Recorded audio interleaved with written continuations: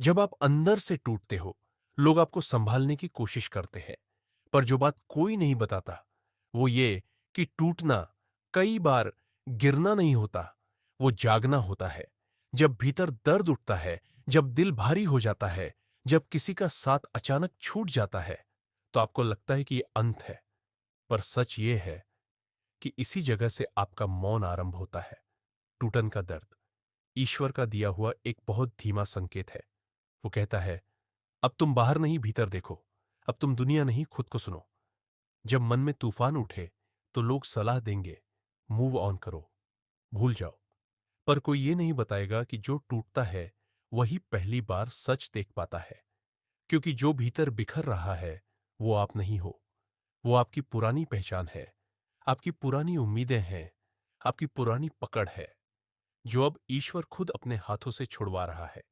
जब भीतर सब खाली हो जाता है तो वो खालीपन पनिशमेंट नहीं होता, वो एक स्थान होता है जहां पहली बार भगवान कदम रखते हैं।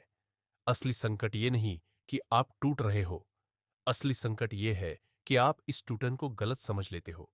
जो खो रहा है वो आपका नहीं था, जो बच रहा है उसी में आपका सारा सत्य छिपा है। जब भीतर गहरा अंधेरा होता है तो दो चीजें खुलती हैं। एक, दुनिया से मुंह। दो, भगवान से संबंध। और ये दोनों प्रक्रिया इतनी शांत, इतनी गहरी होती है कि बाहर कोई उसे समझ ही नहीं सकता। यही वजह है लोग आपको सलाह देते हैं, पर ईश्वर आपको अनुभव देते हैं। और अनुभव सलाह से हमेशा बड़ा होता है। आप गिरते नहीं हो, आप बस पुरानी त्वचा उतार रहे होते हो। आप हार नहीं रहे, आप बस उस राह से हट रहे होते हो जहां ईश्वर ने आपके लिए कुछ रखा ही नहीं था। अंदर की टूटन अपने आप में एक बहुत बड़ा सत्संग है। यह आपको दो बातें सिखाती है। पहली, जो आपका था वो आपसे जा नहीं सकता।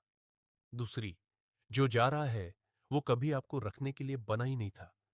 टूटन का समय भगवान का बुलावा होता है, धीरा बुलावा, मौन बुलावा। आपको बस इस मौन को सुनना होता है, क्योंकि जवाब शोर में नहीं, चुप्पी में मिलता है।